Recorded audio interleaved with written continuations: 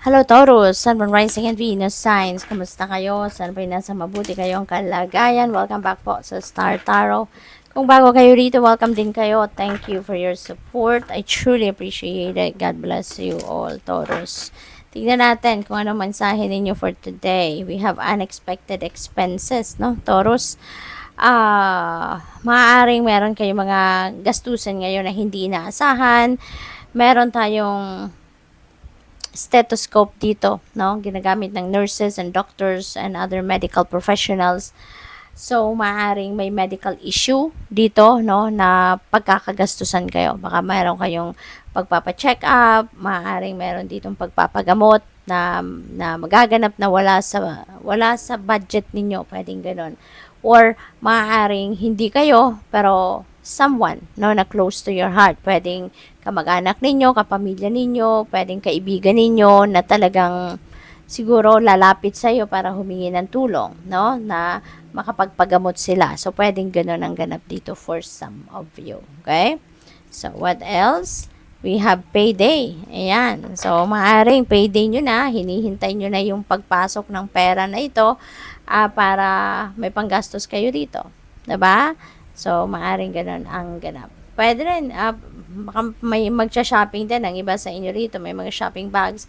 So, pwedeng naghihintay lang ng payday ang iba sa inyo dito at baka meron kayong gustong bilhin, magsha-shopping kayo. So, what else? We have background check. Ayan. So, for some of you, Taurus, baka nag-a-apply kayo ng trabaho at it's subject na kayo for background check, no? Pwedeng ganun. Or baka kayo yung magba-background check. Baka kayo yung nagtatrabaho sa HR, no? At kayo yung magkakandak ng background check sa mga aplikante ninyo. So, that is also possible. So, tignan natin kung ano pa ang ganap.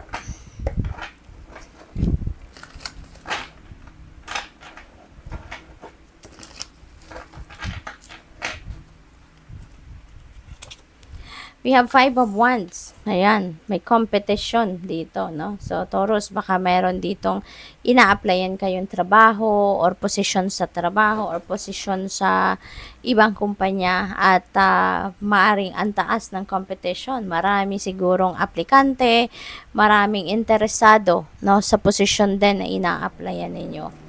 What else? We have 10 of Wands. Ayan. So, siguro kaya kayo nag-a-apply ng ibang posisyon or nag-a-apply kayo sa ibang kumpanya, sa ibang opisina, maybe because kung ano man yung current ninyong trabaho, baka sobrang hirap na to para sa'yo. Sobrang bigat na to para sa'yo. Pwedeng sobra-sobra ng task, no? Overwhelming task na siguro ang binibigay sa inyo rito. Kaya, pagod na kayo, no? Napapagod na kayo. It's taking a toll on you already. Kaya maaaring hirap na kayo at gusto mo nang umalis, no, sa trabahong ito, sa opisina, gusto mo na sigurong mag-resign. So, pwedeng gano'n ang sitwasyon. We have 10 of Cups. Wow. Maganda, no? Maaaring yung wish ninyo na trabaho or yung gusto ninyong trabaho, baka eto na, 'di ba? Makakamit mo na. Baka your wish will be fulfilled dito pagdating sa kung ano man ang ina-applyan ninyong trabaho. Kaya magiging masayang-masaya ka and you want to share that success, that happiness, no, with your family. So, pwedeng ganun ang sitwasyon dito. It is also possible, no, na pagdating sa trabaho ninyo, baka dito sa ina-applyan ninyo yung trabaho at baka yan ay may offer sa inyo, 'di ba? Pwedeng magiging masaya ka diyan, 'di ba? Baka mas diyan mo mahahanap yung fulfillment, no? Pwedeng ganun ang ganap. So, what else? 7 of Cups. Ayan. So, wag lang kayong mag-focus sa kung ano yung kunyari, in-applyan ninyo. Kasi baka meron lang kayong isang kumpanyang in-applyan ng trabaho, pwedeng ganun.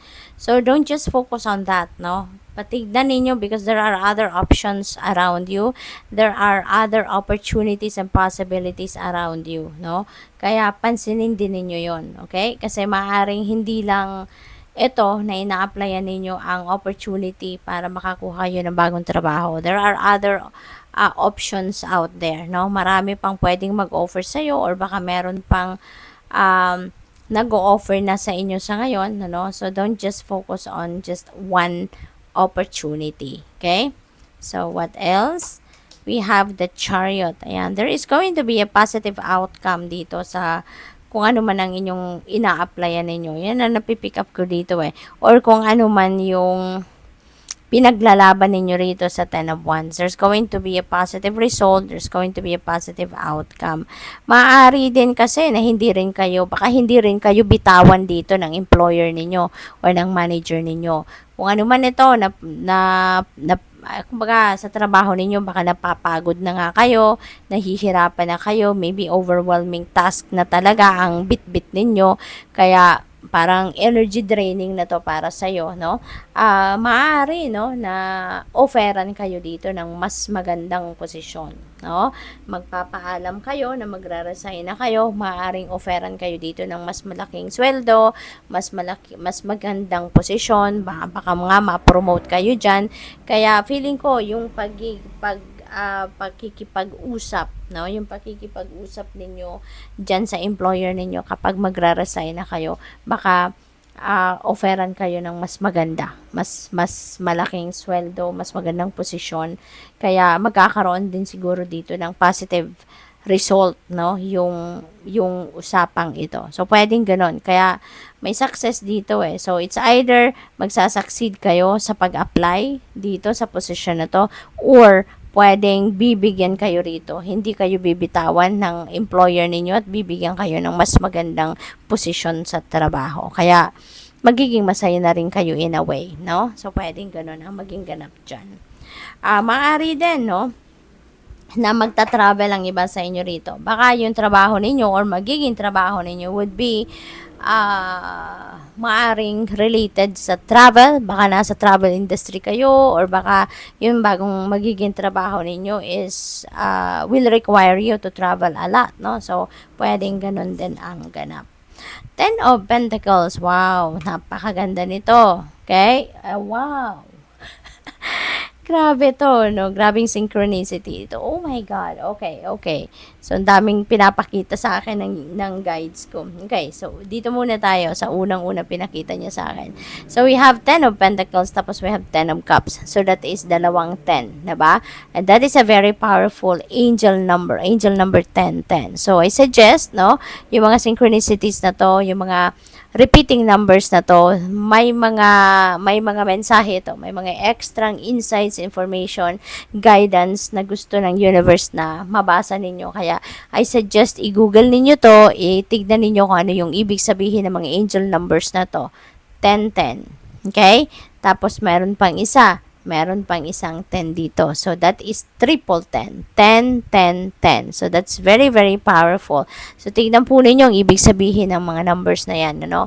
Angel number 10, 10 at angel number 10, 10, 10 for more guidance. Marami kayong mapupulot dyan. Maraming mababasa kayo dyan, ano, sa Google ng explanation ng ibig sabihin ng mga numbers na yan. At saka, meron pa. We have 7. Number 7 is Chariot. At saka meron yung 7 of Cups. So that is another synchronicity. So this is angel number 77. Okay? Please look that up as well. Tignan din po ninyo anong ibig sabihin ng number 77. Kasi yung number 7 itself is a very lucky number. Lalo-lalo na pagdating sa pera. No? Kaya doble pa ang energy. Kasi number 77 ang meron tayo. So doble yung swerte ninyo pagdating sa pera. Kaya napakaganda. Tignan po ninyo ang ibig sabihin yan, okay? Kasi marami kayong matututunan dyan. Marami pa kayong mapupulot na gabay, okay? 10 of Pentacles, this is also about wealth, no? So, maaari na meron talaga yung paparating na kaperahan sa inyo. Maaaring meron paparating na malaking pera sa inyo rito, and it could come from trabaho, pinaghirapan ninyo, or baka meron ditong financial reward kayo. Maaaring galing sa sale of inheritance, pwedeng ganun, no? Baka meron kayong binibenta, no, na property na inheritance ninyo, or baka meron kayong pamana na makukuha na merong maaring galing sa bangko, savings, diba? So, pwedeng yan ang makukuha ninyong inheritance. So, that is also possible. So, dito din, ang iba sa inyo rito, no, maaaring nakapag-establish na kayo ng inyong financial future. Maaaring all these years na pagtatrabaho ninyo, baka unti-unti nag-iipon talaga kayo and you were able to build, no, your own financial empire.